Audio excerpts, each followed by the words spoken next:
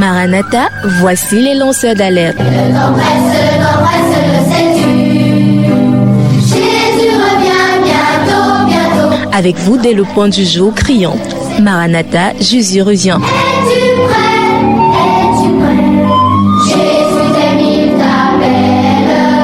Maranatha, c'est votre émission de renouvellement spirituel.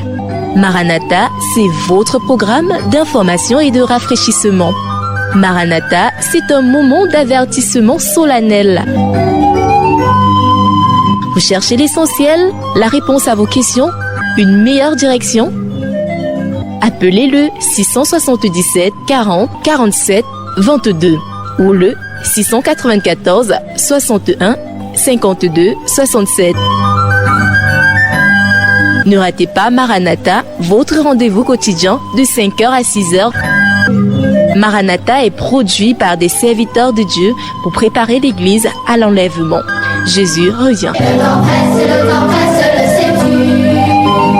Il faut le dire au monde. Le temps presse, il faut que chacun se prépare à rencontrer son Dieu. Es-tu prêt? Es-tu prêt? Jésus. Nous te bénissons, Seigneur des cieux et de la terre, nous te bénissons, Roi des rois, nous te bénissons pour ce nouveau jour. Le temps presse, nous devons le savoir. Nous nous approchons de l'éternité, Seigneur, et c'est un quitte ce monde tous les jours. Nous prions que tu nous aides à être prêts, ô Dieu. Purifie nos cœurs en cette matinée, purifie nos esprits, Seigneur. Je prie pour tous ceux qui sont déjà scotchés, qui écoutent l'émission Maranatha. Que tu bénisses chacun, Seigneur, que tu fortifies notre foi. Tu nous donnes d'avoir les yeux fixés sur toi et toi seul. Que tu guérisses ceux qui ont le cœur brisé, Seigneur. Tu renouvelles les forces. Ô notre Dieu, tu accordes le salut à ceux qui te cherchent en esprit et en vérité. Bénis ce moment au nom de Jésus-Christ. Amen. Chers auditeurs, vous l'avez compris, votre émission Maranatha démarre ce matin. Bonjour à tous ceux qui sont déjà scotchés. Il y a la sœur Tonia qui nous a fait signe du côté des sauces.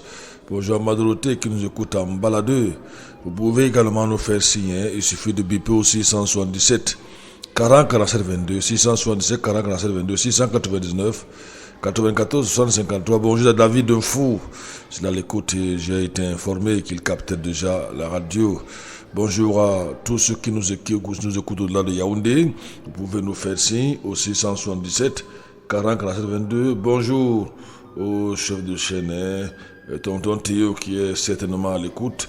Bonjour à lui. Rodriguez assure la mise en onde ce matin. Nous sommes bel et bien là pour une autre édition, une autre émission de Maranatha, une émission très très suivie, une émission, je vais dire, qui a fait son bonhomme de chemin depuis des années aujourd'hui, une émission où la vérité est dit selon les Écritures, une émission qui a profondément les Saintes Écritures, vous le savez déjà, avec un objectif de nous préparer à rencontrer le Seigneur. Maranatha, c'est bel et bien parti ce matin. Vous pouvez réagir, vous pouvez nous faire signe au 677 40 47 22, 677 40 47 22, 699 94 60 53 ou le 694 14 20 05 pour le standard de la radio. Un clin d'œil à Roméo Bellingati qui nous écoute quelque part, doit être 20 Kouaban. Bonjour la famille Wafou, c'est à l'écoute. Bonjour la famille Kumba, c'est également à l'écoute. Bonjour à Merveille, bonjour à Nissé. Nous sommes bel et bien là. Bonjour à la sœur Ève, si jamais elle est à l'écoute de notre émission. Oui, un clin d'œil à Fauti Isaac que je n'ai pas vu depuis, qui nous écoute. Fidèle auditeur, hein, c'est depuis Emana. Bonjour à toi, je crois bien que c'est toujours à Emana. Que le Seigneur te bénisse. Maranatha, c'est bel et bien parti ce matin.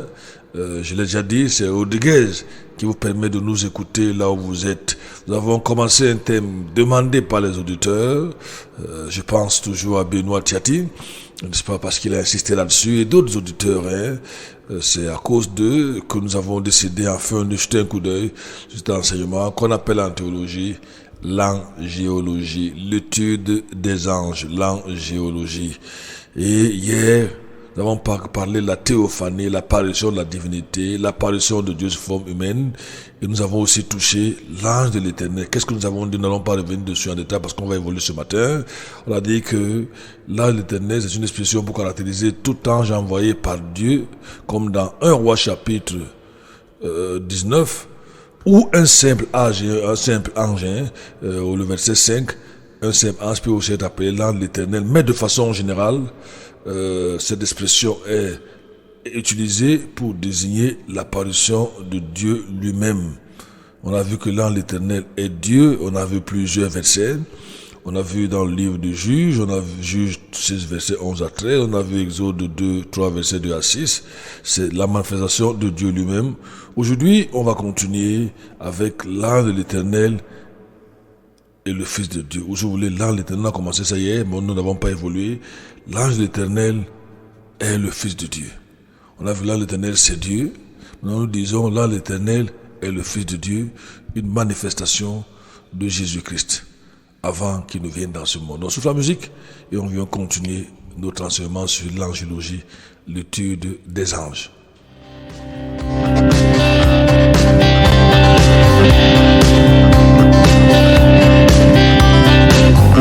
Les heures finales vont bouger aux 4 ans de l'humanité. L'horloger a fini sa tâche. Il va pouvoir se reposer. Des jours meilleurs vont arriver. Des jours nouveaux tant espérés. Où enfin toutes les chaînes tomberont pour l'éternité. J'ai mis en toi ma confiance.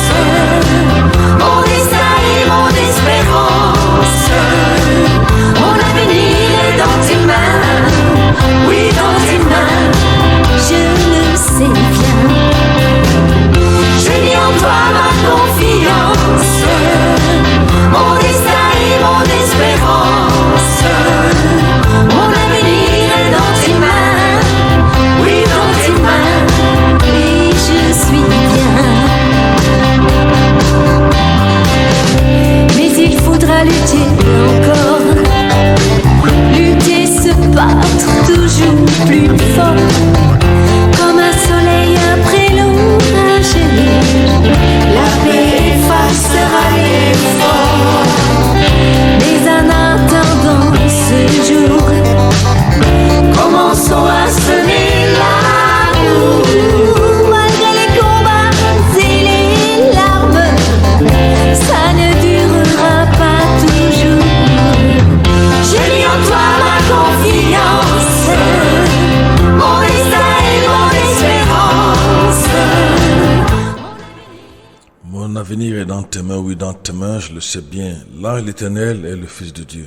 Si d'un côté donc, l'homme ne peut voir la face de Dieu comme nous l'avons vu ici vivre, Exode chapitre 33, verset 20, plusieurs personnages bibliques disent avoir vu Dieu, spécialement Moïse.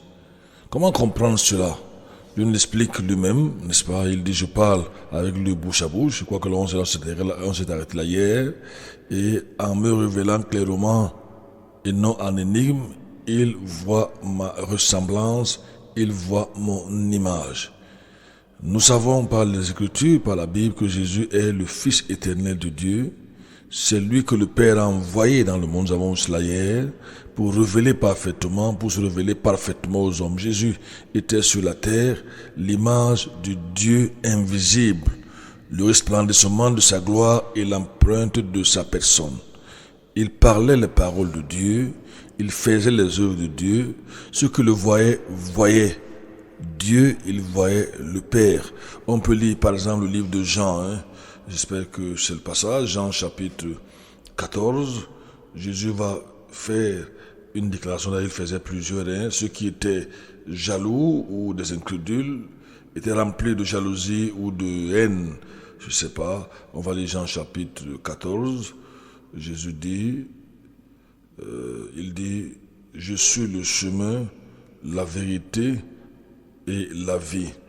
Il va dire, c'est un entretien avec Thomas, et vous savez où je vais et vous en savez le chemin. Thomas lui dit, Seigneur, nous ne savons où tu vas et comment pouvons-nous en savoir le chemin? Jésus lui dit, je suis le chemin, la vérité et la vie. Personne ne vient au Père que par moi. Si vous m'aviez connu, vous aurez aussi connu mon Père. Et dès à présent, vous le connaissez et vous l'avez vu. Philippe lui dit, Seigneur, montre le Père, cela nous suffit. Jésus lui dit, il y a si longtemps que je suis avec vous, Philippe, et tu ne m'as pas connu. Philippe, celui qui m'a vu a vu le Père. Celui qui m'a vu a vu Dieu. C'est ce que Jésus dit clairement. Comment donc dis-tu, montre-nous le Père? Ne crois-tu pas que je suis dans le Père et que le Père est à moi? Les paroles que je vous dis, je ne les dis pas de moi-même, mais le Père qui demeure en moi fait lui-même les œuvres que je fais. Voilà ce que Jésus dit de façon claire. Il est donc l'image du Dieu invisible. Ça, ce sont les enseignements des Écritures. Alors on évolue, le Fils éternel de Dieu. Nous pensons que l'ange de l'Éternel est donc une apparition du Fils de Dieu avant son incarnation, afin de manifester de façon partielle et épisodique le Dieu que jamais l'œil ne vit. Jésus donc, il venait, il apparaissait déjà. Nous avons vu dire que personne ne peut voir Dieu dans sa gloire et vivre. Et Jésus donc apparaissait déjà, c'est notre position. Et c'est surtout donc la position des Écritures. Cette déclaration est fondée bel et bien sur les Écritures. On a vu que son nom est merveilleux. C'est d'ailleurs le nom de Jésus. On a vu Isaïe chapitre 9, à partir du verset, je crois, c'est on l'appellera, vous pouvez lire, et on l'appellera Emmanuel, adorable, merveilleux, prince de paix, Père éternel. Ce sont donc des titres du Messie. Dans le livre de Zacharie chapitre 3, verset 1 au verset 5, là l'Éternel intervient pour défendre Josué, comme le fait Christ pour les croyants actuellement. Jésus nous défend. Quelles que soient les flèches que l'ennemi, nos adversaires, les jaloux, les satanistes, les sorciers peuvent nous lancer, comme là l'Éternel a défendu Josué dans le livre de Zacharie, Zacharie chapitre 3, permettez-moi d'être là, vous savez depuis un certain temps, sur ce cas, je ne sens toujours pas bien, Jean-Jacques est porté disparu, alors je vais lire Zacharie chapitre 3, verset 1 au verset 5, il est écrit, puis l'Éternel me fit voir Josué le grand sacrificateur debout devant l'ange de l'Éternel, et Satan se tenait à sa droite pour s'opposer à lui. Et l'Éternel dit à Satan, que l'Éternel te réprime, Satan, que l'Éternel te réprime, lui qui a choisi Jérusalem, celui-ci n'est-il pas un tisson retiré du feu? En passant, vous voyez ici que nulle part il n'est proféré dans la Bible, les paroles méchantes ou insultantes contre le diable. Il faut que les chrétiens le sachent. Dans nos églises aujourd'hui, on coupe Satan, on envoie le feu, on fait ce que Dieu ne leur a pas demandé de faire.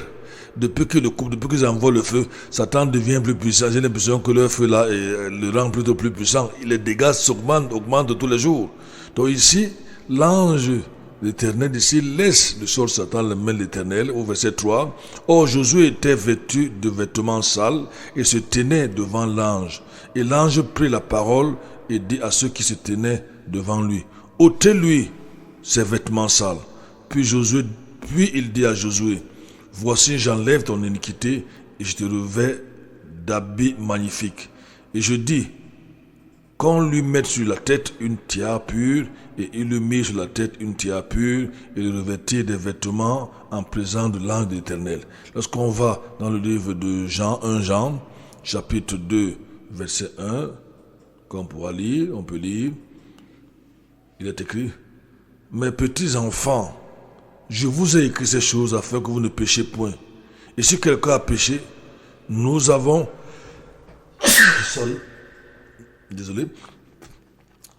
nous avons un avocat auprès du Père, Jésus-Christ, le juste. C'est ce même travail que nous voyons là l'Éternel faire dans le livre de Zacharie, lorsque on nous parle des vêtements sales de Josué. C'est là l'Éternel qui change ses vêtements. Et si quelqu'un a péché, nous avons un avocat auprès du Père, Jésus-Christ, le juste. Dans le livre de Malachie, chapitre 3, verset 1, quelque chose d'assez intéressant nous est également dit à ce niveau. Il nous est parlé de l'ange de l'Éternel, l'ange de l'alliance qui vient. Cet ange est Dieu. Il est dit dans le livre de Zacharie, chapitre 3, verset 1, il est dit, voici, je vais envoyer mon messager, et il préparera la voie devant moi, et soudain enterrera dans son temple le Seigneur que vous cherchez. et l'an de l'alliance que vous désirez, voici, il vient, a dit l'Éternel des armées. Dans le livre de Marc, chapitre, dans le Nouveau Testament, on peut voir cela. Voici, j'envoie mon messager, il préparera le chemin devant moi. Mais dans le Nouveau Testament, ce verset est appliqué à Jésus-Christ. Ici, nous voyons qu'il prépare le chemin devant l'Éternel. Dans le Nouveau Testament, il est plutôt appliqué à Jésus-Christ dans le livre de Marc, chapitre 1, verset 2. Marc, chapitre 1, verset 2, il est écrit: conformément à ce qui avait été écrit dans les prophètes, voici, j'envoie mon messager devant ta face, qui préparera le chemin devant toi. Vous voyez la similitude entre ces deux versets. Pourtant, il y a une différence d'environ 400 ans. On va souffler la musique et on va revenir à vous dans quelques instants. Est-ce qu'on peut souffler la musique?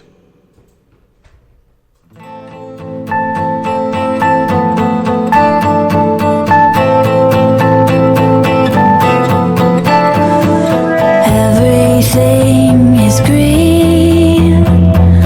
Everyone is blue. And me too. Be careful what you dream. Once my dream was you. And you came true. I tried to know you, but to know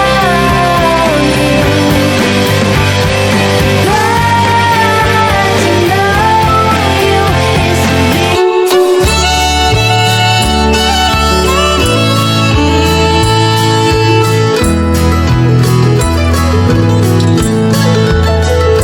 celui qui met en Jésus une pleine confiance. Jamais ne chancelle plus, compléter sa délivrance. Par la foi, nous marcherons. Par la foi, nous triomphons. Par la foi, mon Rédempteur me rendra plus fier vainqueur. Dans les jours d'adversité, quand tu sens gronder l'orage. Disons ce matin que là, l'Éternel est Jésus-Christ. Nous avons, vous savez, c'est ce que nous voulons dire. Nous avons parlé de la théophanie, l'apparition de Dieu, de la divinité. Le prophète Daniel, l'apôtre Jean décrivent des personnages angéliques dont la gloire est telle qu'il ne peut s'agir que de Jésus-Christ. Dans le livre de Daniel, chapitre 10, le verset 6, il est écrit, c'est très intéressant, il est écrit: son corps était comme de chrysolite, son visage brillait comme un éclair, ses yeux comme des lampes allumées, ses bras et ses pieds paraissaient comme de l'airain poli, et le bruit de ses paroles était comme le bruit d'une multitude. Daniel chapitre 6, je vais dire 10, verset 6. Et quand on va dans le livre de Révélation, chapitre 10, verset 1, on peut lire, Révélation 10, verset 1, on peut lire: et je vis, j'espère que c'est ça, et je vis un autre ange puissant qui descendait du ciel environné d'une nuée, et il avait un arc-en-ciel sur sa tête, et son visage était comme le soleil, et ses pieds comme des colonnes de feu. Daniel, je vais dire Révélation, chapitre 10, verset 1. Ainsi la gloire de l'ange décrite dans Révélation, ainsi que dans la gloire de l'ange décrite dans Révélation, ou Apocalypse si vous voulez, chapitre 18, verset 1, elle est donc la même que celle de la nuée divine d'Ézéchiel. On peut toujours lire le livre de Révélation, chapitre 18, verset 1. Il est écrit: après cela, je vis descendre du ciel un autre ange qui avait un grand pouvoir. La terre fut éclairée de sa gloire. Révélation 18, verset 1. Et dans le livre d'Ézéchiel, chapitre 43, on peut également lire le verset, chapitre 43. C'est pas toujours facile de faire les deux en même temps. Le verset 2, je crois bien, il est écrit: sa voix était semblable au bruit des grandes eaux, et la terre resplendissait de sa gloire. Depuis que Jésus-Christ est venu sur la terre, Dieu n'a plus besoin de se manifester sous l'aspect de l'ange éternel. Le Seigneur lui-même se révèle à Étienne. Vous n'avez plus besoin, on disait à l'ange éternel, Jésus est venu et nous avons vu la dernière fois qu'on n'a pas de relation avec les anges. Mais ils peuvent avoir la relation avec nous parce ils viennent nous servir des saints. Donc depuis que Jésus est venu, on a besoin de l'ange éternel. Vous savez, dans les églises, quand j'étais jeune, des gens qui n'ont rien compris, ils pensent que nous sommes encore sur la loi, ceux qui disent prophètes, ils disent, ainsi par l'éternel. Alors justement, nous ne voyons plus ainsi par l'éternel. Parce que Jésus est venu. Acte chapitre 7, à partir du verset 55 plutôt. Acte chapitre 5, verset 55. Il est écrit, je vais trouver le verset rapidement, verset 55, il est écrit, c'est pas toujours facile, fouiller les versets en même temps, mais il faut les lire parce que ce qui nous éclaire c'est la Bible. Mais Étienne, rempli du Saint-Esprit et les yeux attachés au ciel, il vit la gloire de Jésus, et Jésus debout à la droite de Dieu. Jésus debout, le ciel fut ouvert. Et ici, il ne voit pas là l'Éternel, il voit Jésus. Parce que Jésus est déjà venu. À Paul, n'est-ce pas, il s'est également révélé. Jésus s'est manifesté dans le livre des Actes, chapitre 22. Actes chapitre 22 et le verset 23. Il est écrit, de plus en plus, ça me lâche un peu ici, il est écrit au verset 23. C'est l'apôtre Paul qui parle. Et comme ils criaient et secouaient leurs vêtements, ils lançaient, est-ce que c'est le verset 22? Ils lançaient leurs vêtements, la poussière en l'air, le tribun. Je crois que ce n'est pas ça le verset. Acte plutôt 27. Acte 27, à partir du verset 23. Il est écrit. Ce n'est pas toujours facile, croyez-moi, il est écrit. Car un ange de Dieu, à qui je suis et que je sers, m'est apparu cette nuit et m'a dit, Paul, ne crains point. N'est-ce pas? Des anges se manifestent à Corneille, également dans le livre des Actes chapitre 10, verset 3, à Pierre, dans le livre des Actes chapitre 12, verset 11, à Paul, c'est ce que je disais tout à l'heure là, mais il n'est plus fait mention de l'ange de l'Éternel. En grec, l'article défini n'est employé devant le nom ange que pour désigner un ange précédemment mentionné dans le contexte. Non, en fait, on dit un ange, voilà un ange apparu, vous n'allez plus voir l'ange de l'Éternel. Ça n'existe plus parce que Jésus est venu. C'est Jésus qui est maintenant notre avocat, c'est lui qui est notre médiateur. En dehors de lui, il n'y a personne d'autre. On va repartir la musique et on va revenir à vous dans quelques instants.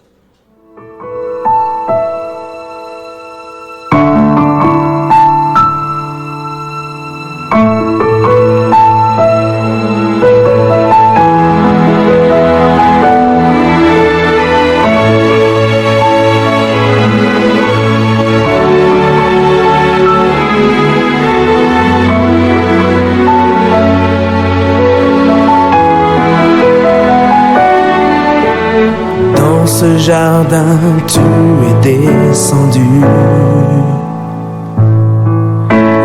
pour prier et méditer la nuit.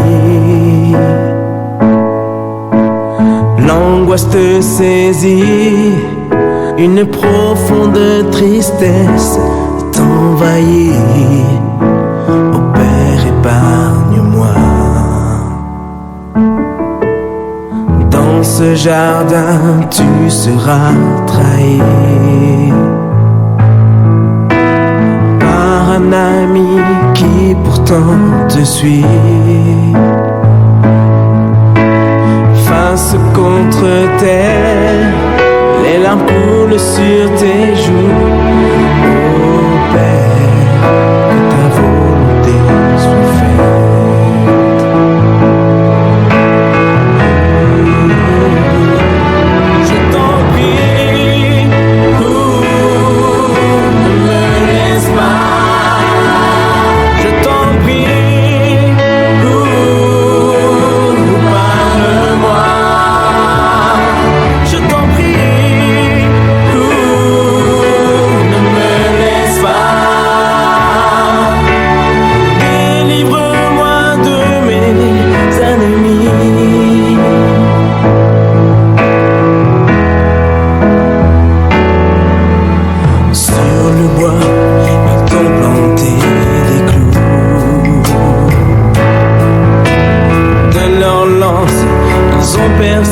ton corps, une couronne d'épines, et ainsi.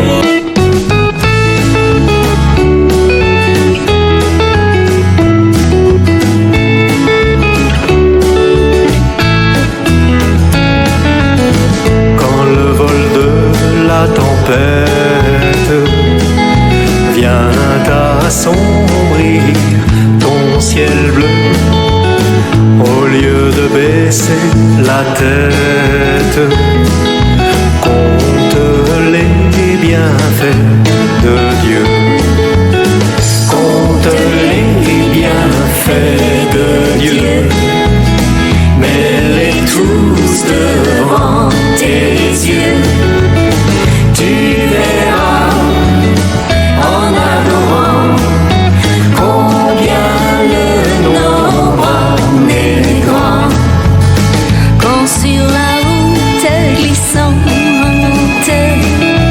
tu chancelles sous ta croix, pense à cette main puissante qui t'a. Nous abordons un autre point maintenant. Quel est le nombre des anges? Rodi, tu connais le nombre des anges?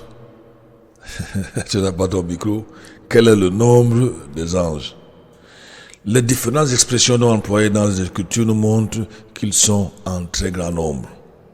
Dans le livre de Révélation, chapitre 5, verset 11, on nous dit, il est décrit la louange de nombreux anges devant le trône de l'agneau, on nous dit que leur nombre était des milliards de milliards et des milliers de milliers. Révélation, chapitre 5, verset 11.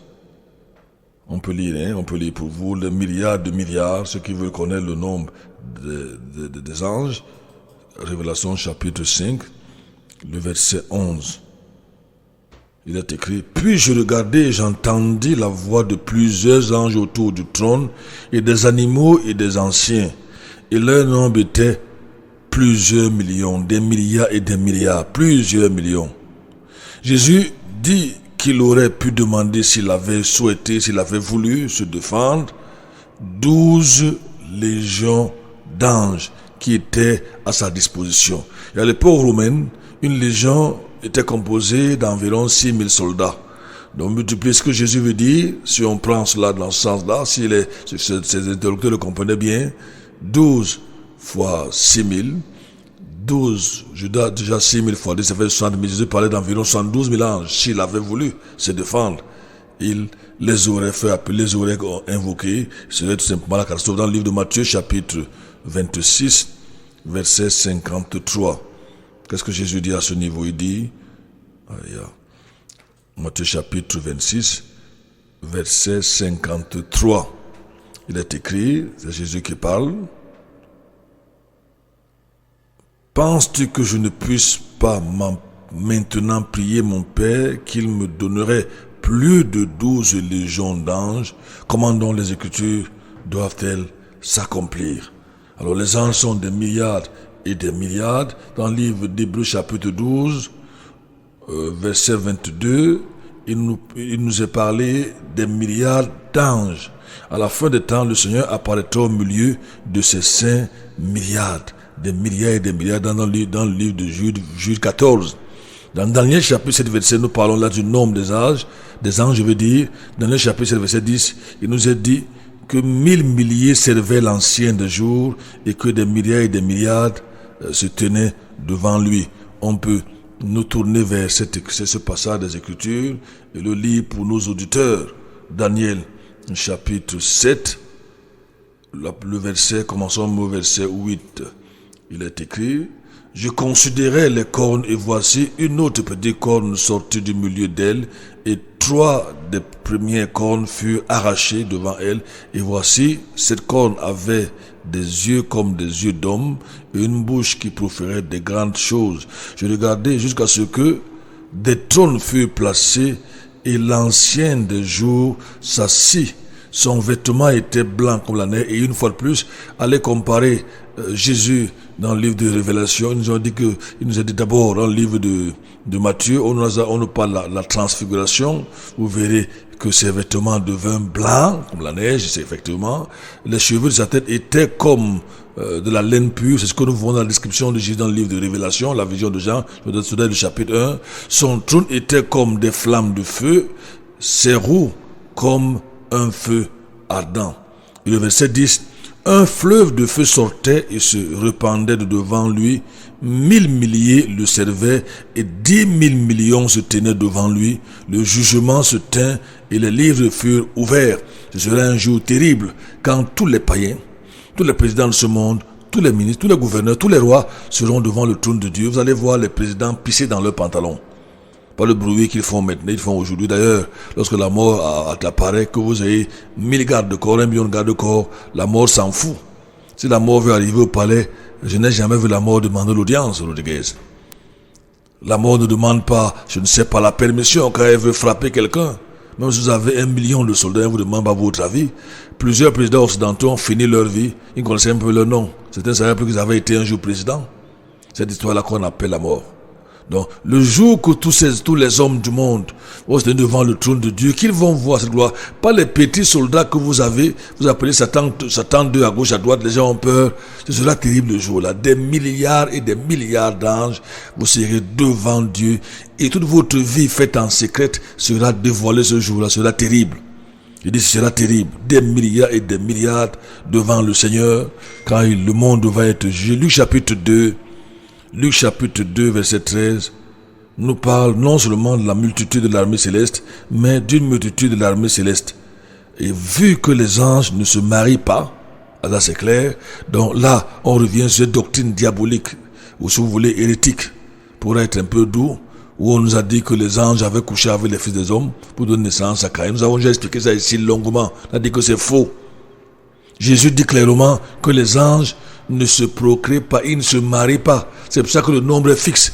Matthieu chapitre 22, verset... Nous sommes dans les Écritures. Il ne faut pas aller imaginer et raconter des histoires qui ne sont pas l'exégèse.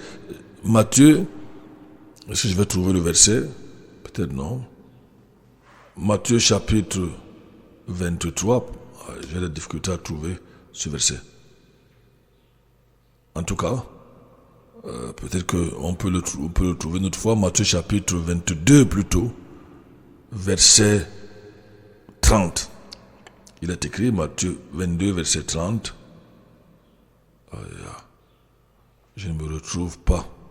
Matthieu chapitre 22 verset 30.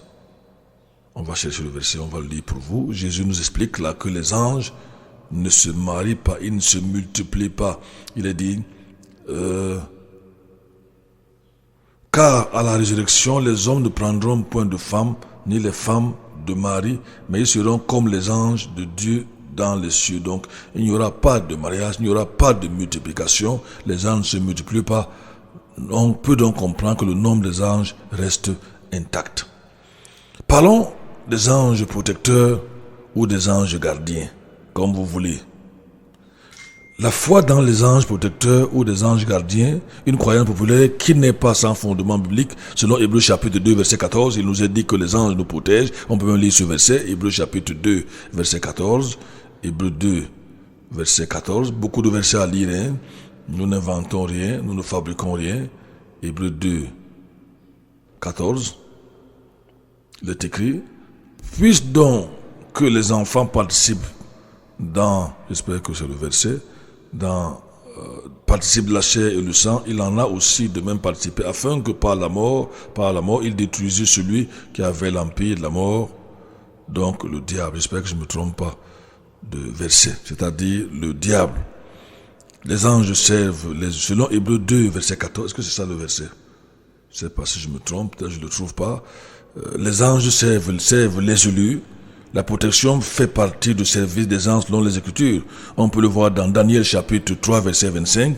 Daniel chapitre 3 verset 25, où Shadrach, Meshach et Abednego ont été gardés de l'ardeur du feu par un ange semblable au Fils de Dieu. Rappelez-vous, nous avons parlé de l'ange de la théophanie, l'apparition de Jésus-Christ dans le livre de Daniel, chapitre 3, verset 25. Daniel chapitre 3, verset 25. Qu'est-ce qu'on voit? Il nous a dit que Daniel, je veux dire, Shadrach, Meshach et Abednego avaient été bel et bien protégés du feu, et il y avait quelqu'un qui était à leur compagnie qui ressemblait à un fils de Dieu. Je peux lire, mais à partir du verset 24. Alors le roi Nebuchadnezzar fut tout stupéfait, et il se leva précipitamment, et il prit la parole et dit à ses conseillers: n'avons-nous pas jeté au milieu du feu 3 hommes liés? Ils répondirent et dirent au roi, certainement au roi. Il reprit et dit: voici, je vois 4 hommes sans lien qui marchent au milieu du feu sans éprouver de dommages, et l'aspect du 4e est semblable à un fils. C'est un roi païen qui parle à un fils de Dieu. Ici, imaginez-vous, c'est incroyable, hein, le feu chauffé à des centaines, voire des milliers de degrés, tout un four. On jette des gens là-bas et ils sont dans ce feu-là comme c'était dans la climatisation. Et à côté d'eux, il y a un ange protecteur. Ça, c'est le livre de Daniel, chapitre 3, verset 25. Daniel, dans la fosse au lion, lui également a été miraculeusement protégé par un ange. On le voit dans le livre de Daniel, chapitre 6, le verset 22.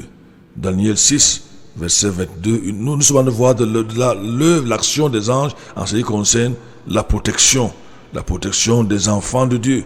Parfois les gens peuvent nous faire du mal, parfois les gens peuvent nous empoisonner, comme ça chez vous Cameroun, nous on ne sait pas. Parfois au village vous marchez, les gens plantent les choses en route, rien ne peut vous arriver, non seulement pas Jésus veille. Dieu a prévu que les anges nous protègent, les anges nous accompagnent partout, à moins que le Seigneur ne décide autrement de vous arracher de ce monde. Je disais, chapitre 6, verset 22. 16 ans, commençons au verset 22, chapitre 6, sorry. C'était au verset 5. Il est écrit,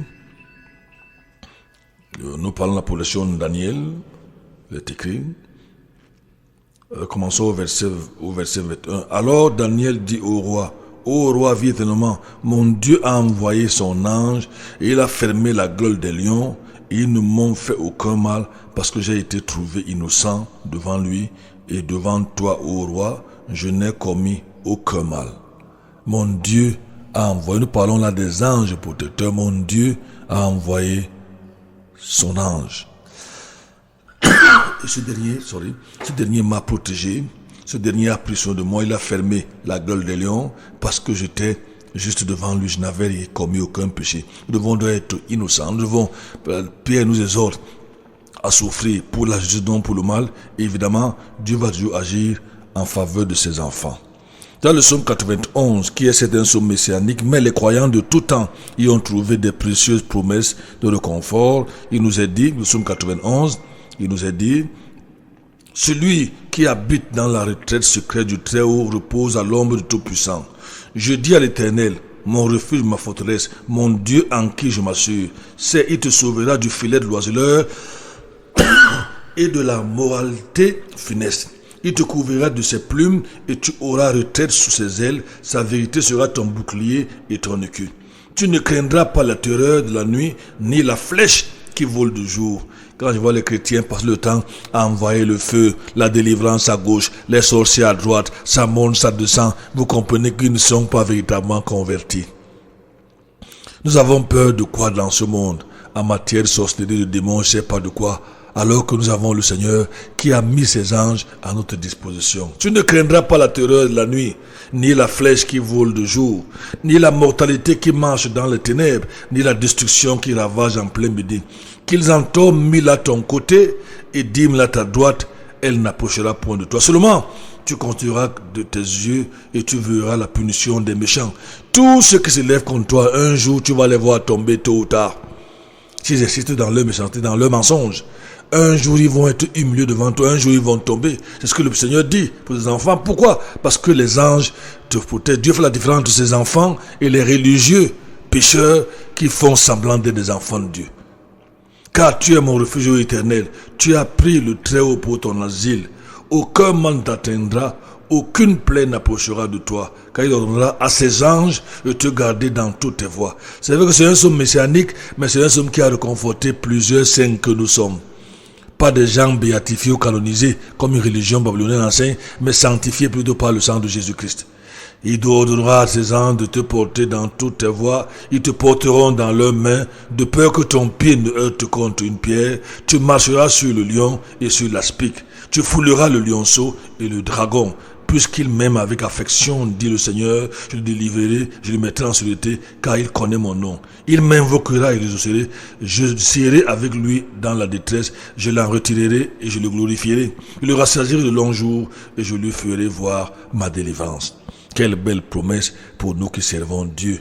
Dieu met à notre disposition ces anges. Ils te porteront de leurs mains, de peur que tu ne heurtes ton pied contre une pierre. Versets 9 à 12. Chose remarquable, c'est Satan lui-même, l'ange déchu, connaissant mieux ce que personne ne doit rendre service aux anges, qui va citer ces versets au Seigneur Jésus lors de la tentation, n'est-ce pas? Le Seigneur confirme la promesse divine et la protection des anges. L'ennemi lui dit, si c'est vrai que tu es le Fils de Dieu, jette-toi à terre. Le diable connaît la Bible, d'ailleurs dans nos églises, même on ne lit pas la Bible. Lire la Bible par un an, ça dépasse des chrétiens. Allez dans les églises où les gens dansent là. Demandez à un chrétien d'aligner 10 versets, 10. Et venez me voir après. Demandez même à un pasteur d'aligner 10 versets, les références. Le pasteur, j'ai connu un jour un homme qui soi-disant pasteur, d'ailleurs lui il avait dépassé le niveau de pasteur, il était apôtre de la paix, c'est le titre qu'il avait pris. Et pendant qu'on causait, il ne faisait que raconter des histoires, des fables, et je lui demande, j'étais très jeune, mais apôtre, ou je ne sais pas quoi, vous ne citez pas les versets? Il dit non. Il ne connaissait même pas un verset, il dit qu'il a dépassé le niveau des versets. Et sa femme qui est au niveau des versets de la Bible, lui il a dépassé ce niveau-là. C'est terrible, c'est tout simplement triste. Nous devons répercuter, nous devons rappeler la parole. Le diable la connaît même mieux que nous. L'ennemi lui dit, si c'est vrai, jette-toi en bas. Le Seigneur va lui répondre, c'est certainement vrai, donc je n'ai pas besoin d'essayer, je serai tenté Dieu. Oh, que c'est merveilleux. Qui c'est vraiment, quand on venait de se convertir, je me souviens, j'étais encore très jeune, les jeunes filles venaient souvent et me disaient, si tu es puissant, montre-nous que tu es puissant. Tu es là parce que tu es impuissant, tu es là, tu dis que tu te caches derrière Dieu, et si tu es un homme, montre-nous que tu es un homme. Et c'est vraiment le seul moyen de montrer, c'est de pécher. Jésus disait, c'est vrai, c'est pour ça que je ne veux pas essayer, je ne veux pas tenter Dieu. Et moi je disais, c'est vrai, mais rendez-vous après le mariage. Vous verrez si je suis puissant ou impuissant aujourd'hui. Tout le monde peut témoigner, même Rodriguez, si je suis puissant ou pas. Rodriguez va souffler la musique. Aujourd'hui, j'avais des rendez-vous après le mariage. Et aujourd'hui, tout le monde peut témoigner. En fait, c'est vrai que je viens de vieillir, je ne sais pas si je le suis encore. Mais quand j'étais jeune, quand ces jeunes filles là venaient, disaient, ah, c'est parce que tu n'es pas un homme, tu es un monde de sang, tu vas là-bas, prouve-nous que tu es un homme. On peut prouver comment? Qu'on est puissant. Moi, je disais, rendez-vous après le mariage. Et après le mariage, je vois que sans mauvaise foi, Amad Dorothée peut témoigner. Anissa peut témoigner, ceux qui me connaissent peuvent témoigner. On souffle la musique, on revient à vous dans quelques instants.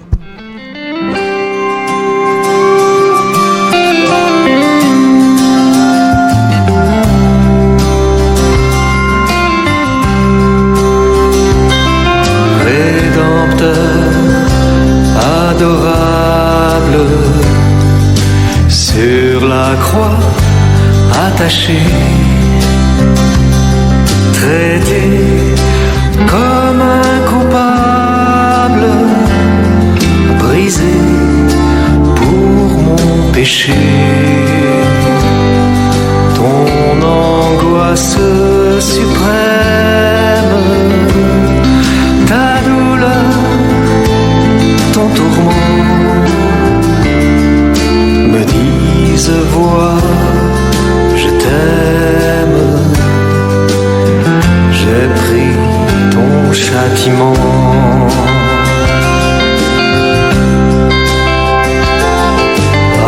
Abandonné du Père, dans mon âme troublée, buvant la coupe. Les anges protègent bel et bien les enfants de Dieu que nous sommes. Dans le livre de Matthieu chapitre 18 verset 10, nous parlons des anges protecteurs. Jésus dit ceci, prenez garde de ne pas mépriser l'un de ces petits qui croient en moi bien sûr, car je vous dis que dans les cieux, leurs anges voient continuellement la face de mon Père qui est dans les cieux. Toi qui m'écoutes ce matin, je veux te rassurer. Tu n'as pas besoin d'envoyer les prières du feu. C'est pour les peureux, les lâches. Tu as toute la protection de Dieu et même des anges qui délèguent pour te protéger. C'est extraordinaire. Toi qui m'écoutes ce matin, tu vas au village, tu as peur, tu as même fui le village. Et le pasteur doit aller, je ne sais pas, faire des incantations. J'ai connu un village où le pasteur allait même verser de l'huile pour chasser le mauvais sort dans les champs. C'était 10 000 par hectare. Il n'a pas besoin de ça. Non. Les anges de Dieu voient tes anges, ceux qui te protègent, voient continuellement la face de Dieu et tu es assuré à ce niveau. N'est-ce pas? C'est donc en non conclu qu'un ange protecteur était ainsi attaché à chaque enfant de Dieu, voire à chaque personne. Si nous pouvons l'affirmer pour les incrédules, nous savons que cela est vrai pour les croyants qui sont les objets du service empressé des anges. On ne peut pas dire que même les païens ont la protection des anges, nous ne croyons pas ça. Pour avoir la protection, la garde présidentielle, il faut être fils de président. Je ne peux pas prendre, me voici que je suis là aujourd'hui, qui me protège sur le plan physique. Même si on me tape là dehors, vous allez voir qui sauf si je vais porter plainte. Mais, parce que je suis enfant de Dieu, les anges de Dieu me protègent. Et ils me l'ont prouvé plusieurs fois, depuis que je suis sur la terre, et mes cheveux sont comptés. C'est le jour que le Seigneur va décider que je vais partir, pas une affaire de sorcier, ou je ne sais pas, d'un accident provoqué par Satan, ou je ne sais pas, un soi-disant empoisonnement. Non, c'est que c'est Dieu qui a décidé. Les anges veillent, et ils veillent à plusieurs niveaux de la vie des enfants. Dieu peut vous dire, que peut témoigner que oui, cette fois-ci j'ai été sauvé de justesse. L'ange de Dieu était là pour te protéger. L'ange de l'Éternel campe autour de ceux qui le craignent, autour de ses enfants, bien sûr, ce que la Bible nous enseigne. Je ne sais pas si je peux trouver le passage, mais je crois que ça doit être... Je ne sais pas, je me trouve pas dans le verset. Il nous a dit l'un des campe autour de ceux qui le craignent et les éloigne du danger. Il campe bel et bien autour de ses enfants. Les gardes, dans le livre de, je ne sais pas si c'est Habakkuk, ça doit être le Somme, est-ce que je me trouve 91, verset 2, je ne sais pas, je ne me le trouve pas. Il est leur délivrance, il les garde il les protège du danger. On va ajouter que les anges également, les anges chantent. Les anges peuvent-ils chanter? N'est-ce pas? Mais on ne peut pas le dire de façon directe, mais on les voit quand même. Le premier cantique qui est mentionné dans la Bible est chanté après la délivrance des enfants d'Israël d'Égypte. L'enseignement spirituel évident, ce sont les rachetés, ce sont des gens qui ont été délivrés du pouvoir de l'ennemi. Mais je crois qu'on a un verset où les anges chantent dans le livre le livre de Luc. Peut-être qu'on va le voir. Les anges peuvent chanter, les enfants de Dieu chantent. Et qu'aucun homme ou qu'aucun croyant n'a chanté jusqu'à ce moment. C'est ce genre de chants que les anges peuvent chanter. Vous ne pouvez même pas les imaginer qu'est-ce qu'ils peuvent chanter. Non, on ne les connaît pas, on ne connaît pas ces chants. En effet, les incrédules, les athées et les moqueurs, eux aussi chantent. N'est-ce pas? Vous allez voir, nous avons dit ici que le premier chanteur, celui qui a le premier poète de la terre, était Tubal-Caïn, qui fut le père de tous ceux qui manient la harpe et la flûte. Donc même les païens peuvent chanter. Ça c'est vrai, bien entendu. Seuls les rachetés peuvent proclamer et chanter la délivrance dont ils ont été l'objet. Il peut y avoir d'autres motifs pour chanter. Et il y en a plusieurs, il y a plusieurs rapports qui nous montrent que les anges adorent Dieu, non seulement par des paroles, mais aussi, ou peut-être, si vous voulez, par des chants. La Bible affirme que les anges louent Dieu et l'adorent jour et nuit. Dans le livre de Luc, chapitre 2, verset 13. Luc, chapitre 2, verset 13. Nous avons commencé à parler des anges protecteurs, le travail des anges envers les saints ou pour les saints. Qu'est-ce que les anges peuvent faire ou font? Et nous sommes en train de voir que les anges peuvent même chanter, ils peuvent adorer. Ah oui, ils peuvent adorer celui qui est le Dieu puissant. Il l'adore et nous devons l'adorer. Nous ne devons pas adorer les anges. Luc chapitre 2, verset 13. Luc 2, 13, il est écrit. Pour ceux qui nous captent là, depuis quelques jours, nous avons commencé l'enseignement sur les anges, basé, je vais demander ou réclamer par les auditeurs, le thème c'est l'angiologie. Au même instant, il y eut avec l'ange une multitude de l'armée céleste, louant Dieu et disant, gloire à Dieu dans le lieu très haut, paix sur la terre, bonne volonté envers les hommes. Je me souviens qu'un chant a été composé avec ces paroles. Glory be to God in the highest. Allez, everybody sing, Alléluia. Donc voilà, on a une idée, on a une image, les anges qui se mettent ensemble et disent gloire à Dieu au plus haut des cieux. Dans le livre d'Hébreux chapitre 1, verset 6, qu'est-ce qu'on peut lire? Et ailleurs, quand il introduit de nouveau sur la terre le premier-né, il dit que tous les anges de Dieu l'adorent. Il est ordonné aux anges d'adorer Jésus-Christ. Et notez que la Bible nous dit bel et bien qu'on ne doit adorer que Dieu. Dieu ne partage sa gloire avec personne. Comme les anges adorent Jésus-Christ, la conclusion est logique. Vous n'allez jamais voir que Dieu demande que les anges adorent Mahomet ou les anges adorent Bouddha. Jamais, jamais, jamais. Dans toutes les Écritures de Genèse et Apocalypse, là où Jésus, que ce soit la théophanie, que ce soit, je ne sais pas, là l'Éternel, que ce soit le livre de Révélation, les anges adorent bel et bien Jésus-Christ. Dans le livre de Job, chapitre 38, verset 7, lors de la création, les étoiles du matin, astres brillants, vous avez la Lucifer, les fils de l'aurore, chantaient ensemble et les fils de Dieu éclataient de joie. On peut voir le livre de Job, chapitre 8.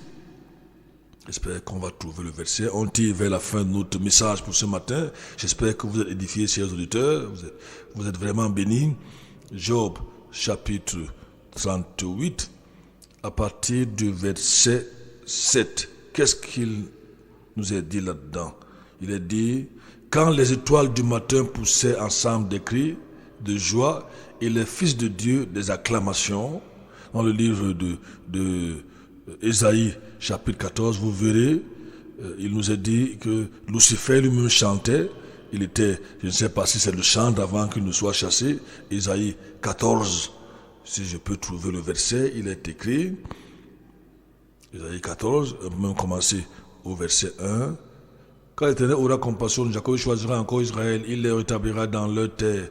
Les étrangers se joindront et s'attacheront à la maison de Jacob. Les peuples le prendront et l'amèneront dans leur pays. Et la maison d'Israël posera le pays sur la terre de l'Éternel, ainsi de suite. Et le jour où l'Éternel t'aura fait reposer ton travail et ton tourment et la dure servitude sous laquelle on t'avait asservi. Vous pouvez aller, je crois bien que c'est Isaïe 14, jusqu'en bas, vous verrez les fils de Dieu éclater de joie. Dans le livre de Psaume, chapitre 148, les anges sont appelés à louer l'Éternel, sont appelés à chanter, à psalmodier en l'honneur de l'Éternel. Le Psaume 145, surtout le verset 21. Psaume 145, surtout le verset 21. Il est écrit, ma bouche publiera la louange de l'Éternel et toute chair bénira le nom de sa sainteté à toujours et à perpétuité. Là c'est, je crois qu'il y a le psaume 146 verset 2, 147 verset 1. Et la création physique peut aussi chanter selon Ésaïe chapitre 55 verset 12. Les montagnes et les collines éclateront devant vous en chant de triomphe et tous les arbres des champs battront les mains. Dans le livre de Luc chapitre 2 verset 13, il y eut avec l'ange une multitude de l'armée céleste. Je l'ai lu, louant Dieu et disant gloire à Dieu dans les lieux célestes. Je pense qu'on peut s'arrêter là pour ce matin et attendre s'il y a des réactions. Disons quand même que ce sera au jour où, selon les degrés de connaissances divers, selon une proximité plus ou moins grande, l'Église, les saints de l'Ancien Testament, les anges vont louer le Seigneur ensemble. C'est là tout simplement extraordinaire. Les saints de l'Ancien Testament, de l'Église, les anges élus, dans le livre de 1 Timothée chapitre 5 verset 25, toutes ces créatures vont louer. J'aimerais bien savoir ce à quoi ça va ressembler. Toutes les créatures et toutes les créations adoreront celui qui est assis sur le trône, l'agneau immolé. Ce sera simplement extraordinaire. Accords angéliques, chœurs harmonieux, harpes, cantiques rempliront alors les cieux ce jour-là. Ce sera extraordinaire. Imaginez-vous ce que ça va faire, adorant Dieu jour et nuit. La question qu'on va poser la prochaine fois, sera quelle est la langue des anges? On a vu que les anges sont des milliards et des milliards. Qu'est-ce qu'ils font? On a vu leur travail, leur service, leur protection. On va essayer de se demander la question de savoir plusieurs fois, est-ce que les anges parlent, est-ce qu'ils ont un langage? Bon, je réserve cela pour la prochaine fois. Et on verra l'ange de l'assemblée. On va au téléphone. Allô, bonjour. Oui, bonjour, pasteur Franquet, c'est Yvette. Ah, c'est ça, Yvette, bonjour, quelle surprise ce matin, depuis Nouvelle-Rue Bastos. Oui, nous écoutons 5 sur 5. À Nouvelle-Rue Bastos. Nous sommes tous là réunis, ma famille pour écouter. Gloire à Dieu. Pour vraiment, les enseignements sur les anges, c'était un message bien bénissant, hein, frère. Ça Ah nous bon? donne de comprendre, oui, la fonction des anges et ne plus avoir peur. Un chrétien, en fait, comme tu dis, ne doit pas avoir peur. C'est que Toi. l'ange le protège et que chaque homme a un ange devant qui voit la face de Dieu. Chaque croyant, chaque enfant de Dieu, oui. Oui, vraiment, c'est quelque chose Et toi qui fais dans le commerce, d'encourageant. si jamais tu trouves les guides dans ta boutique, tu es tranquille, tu les piétines au nom de Jésus parce que tu te déranges pas. Si tu as besoin d'aller à gauche, à droite, tu es tranquille, les anges sont là, Dieu t'a béni. Oui, je te dis, frère. Merci beaucoup. C'est très bénissant. Merci Dieu beaucoup. te bénisse, mon frère. Merci beaucoup, merci d'avoir appelé.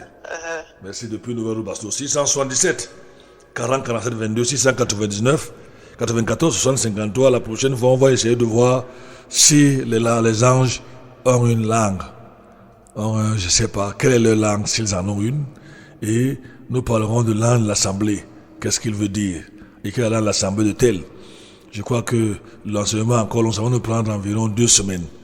Le titre, c'est l'angéologie. Dans les instituts et les facultés de théologie, ça prend, je crois, 1 à 2 mois. C'est un module, l'angéologie. Et il faut passer par là si vous voulez avoir votre diplôme de théologien ou un diplôme de théologie. Vous devez, c'est des modules auxquels vous ne pouvez pas échapper. Vous savez, il est difficile que des pasteurs en parlent, parce que en général, la plupart de nos pasteurs ont les révélations. Ils se lèvent un jour, ils deviennent pasteurs et ils disent qu'on ne peut rien leur dire, ou ils ne se mettent pas sur quelqu'un, ils disent bon, moi j'ai eu la révélation, Dieu me parle, et il est difficile de sortir un enseignement, je vois que de façon méthodique comme ça sur les anges, sur beaucoup d'autres choses. Je pense même qu'on est appelé par Dieu, on peut s'asseoir et apprendre, c'est Dieu qu'on ne cesse jamais d'apprendre. L'école ne finit jamais. 677 40 47 22 699 94 60 53, vous pouvez réagir. Bonjour à Merveille Koumbain qui nous a fait signe. Peut-être qu'elle n'a pas de crédit ce matin. Bonjour à tous les combats. Je vois son message ici. Bonjour à vous en studio et soyez bénis au nom de Jésus-Christ. 677 40 47 22 699 94 60 53. On repart la musique en attendant vos possibles réactions. J'espère que Odette est bénie. J'espère que Tiati, qui a souhaité cet enseignement, je ne sais pas, j'espère qu'il est à l'écoute. J'espère que mon cher ami Benjamin, qui n'est pas très loin ici, est à l'écoute et il est édifié. Nous repartons en musique, peut-être prendre un ou deux messages avant de venir clôturer.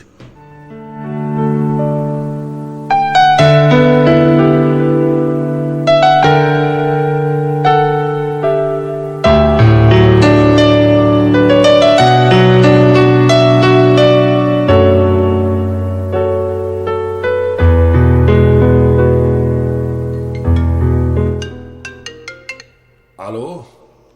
Oui, allô, bonjour, pasteur. Bienvenue, Madouté, bienvenue. Merci. Bonjour à Rodriguez. Pasteur, je voudrais dire merci pour l'enseignement, la suite de cet enseignement qui nous édifie. Oui. Et que nous savons ce que c'est que les anges maintenant, parce Oui. que la confusion qui est dans l'église du Seigneur vraiment doit être relevée ou révélée comme vous êtes en train de le faire Oui. en ce moment depuis, je crois, 3 jours, pasteur. Oui. Je viens juste dire que vraiment, moi, je suis édifiée et je sais que personne ne peut me tromper ici dehors parlant des anges ou d'autres, parce que depuis toute la doctrine, pasteur, tu nous enseignes droitement divisé dans les Écritures. Ah oui, hein. Et nous savons que nous avons cette grâce de t'avoir comme pasteur. Et je rends grâce à Dieu pour cela et dire aussi que tu es vraiment puissant, hein, même en débrouillardise. Ah bon, hein? Merci beaucoup, Madouté, merci beaucoup, merci beaucoup. Merci beaucoup. Merci. Ok, pasteur, À plus tard, merci après. beaucoup. Après. 677, merci beaucoup. 677 40 47 22 699 94 60 53. C'est également là où vous pouvez envoyer vos SMS. 677 40 47 22. Si vous découvrez la radio, c'est votre émission Maranatha. C'est tous les matins, 5h, 6h sur la RBR 99.5. Vous pouvez réagir, vous pouvez participer en appelant, en envoyant SMS. On souffle la musique et certainement nous allons vers la fin de notre émission. Viens, mon amour, courons ensemble, l'hiver est déjà loin.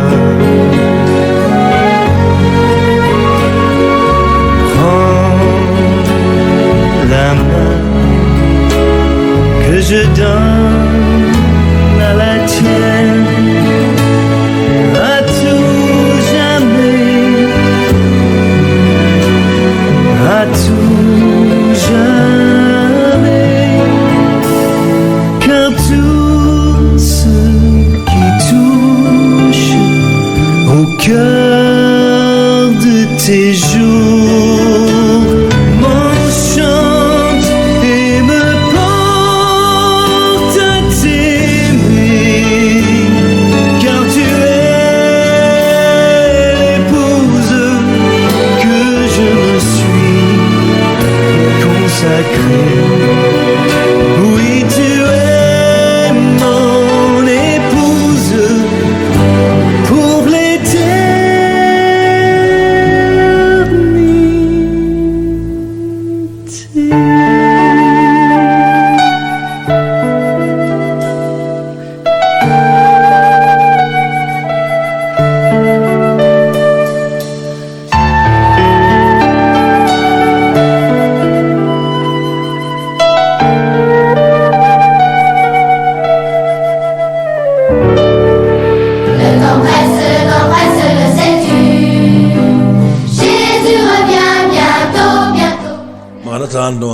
Nous espérons que vous avez été édifiés. Rodriguez a assuré la mise en onde. J'étais à la présentation de votre serviteur, pasteur Franklin Yebga. Mes contacts 677 40 47 22 699 94 60 53. On vous rappelle ainsi que soutient l'émission.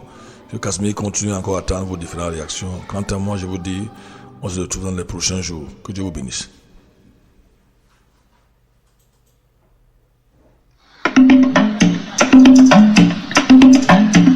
Mbok tara mbok nana iton le koy tonan ke makono jine pamni bo mi nang iwari ande no min kolo RBE bomi bu ibu le ton le tan ibo mi nang ite ine dona zukula pak asuna le yari le lay le parlana le bini le jam Zaniton, Rosabiniton, le diamaton miton, le yari, un qualiton, le yarlon qualiton, bombahan bejamiton. Mating menaha, kiki sarados, akag moulum mam, akapam moulowom, bibalo. FESCA 237, c'est validé. Sous le haut parrainage du ministère des Arts et de la Culture, vivez la première édition du Festival chrétien des Arts et Culture 237 du 28 au 29 mai au Musée national sous le thème Une nation unie dans sa diversité. Programme, 2 jours de foire d'exposition dès le samedi 28 mai à partir de 9h. Dimanche 29 dès 16h, grand concert gospel de l'unité avec la participation de plusieurs chantres et artistes. Entrée libre et gratuite. Stand pour exposition encore disponible. Parents, jeunes et enfants, anglophones, francophones, venez et célébrons du 28 au 29 mai 2022 au Musée national Notre Diversité. Dress code, tenue traditionnelle camerounaise, entrée libre et gratuite. Infoline 699 07 11 55 ou 677 65 16 82. FESCA 237 pour un Cameroun fort, uni et prospère. Passe le message et surtout ne viens pas seul.